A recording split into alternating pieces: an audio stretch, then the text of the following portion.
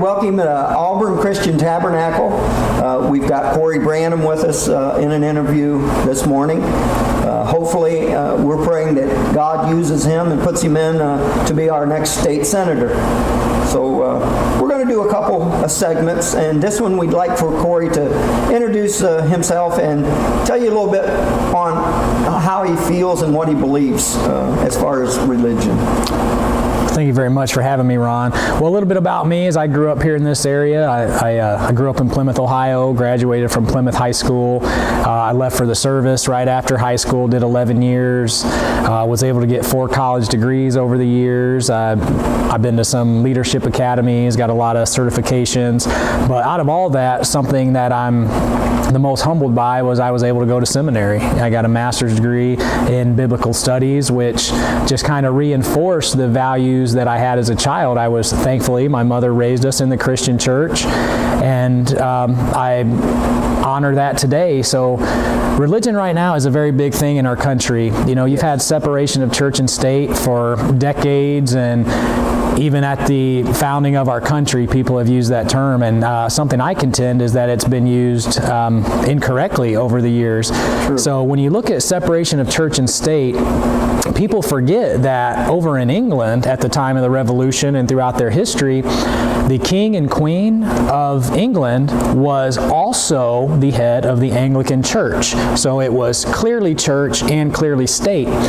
Now, that separation of church and state expression says, well, if you're in a public school, if you're in elected office, you need to somehow drop your Christianity or your faith at the door.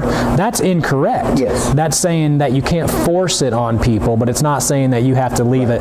So my stance on religion in general, I am humbled and I'm honored that I'm a follower of Christ.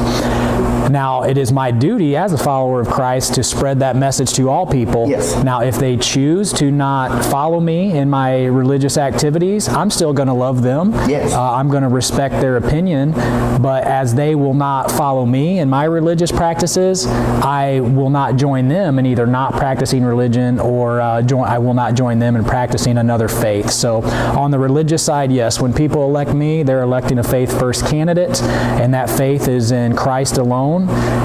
But I will love and try my best and support everyone of all faiths in my district. I'll reach out and love in any way I can. And you know, something I talk to my advisors about is through this process, which often gets nasty when you get in the political arena, is maybe this is the first time, or maybe this is the only time that some of the constituents are going to see a godly man ever pursue some of this office. So if I happen to lose, but some people are introduced to Christ, that's a win. Yes. So I feel like I'm being used as a vessel, and yes, the faith is going to be first with me in all that I do, not just as I run for a public office, but how I live my life at home, the hobbies I allow myself to partake in or that I have to abstain from. So religion is first and foremost. Praise God. Well, I guess what we've just said here is church. If you're looking for someone that's a firm believer in Jesus Christ and the values that the Scriptures, the Holy Scriptures teach, you need to get out on day to vote. March 17th. And that's where you need to be, and you need to have this candidate with a big X right there. That's the person we want to vote for. We want to vote someone in from the grassroots level. We've had all of the other politicians that are career politicians, money mongers. They got their own hidden agendas. We're looking for a grassroots Christian candidate that will be honest, above board, and do what's best for we the people. God bless you. Vote for Cory Branham. Thank you.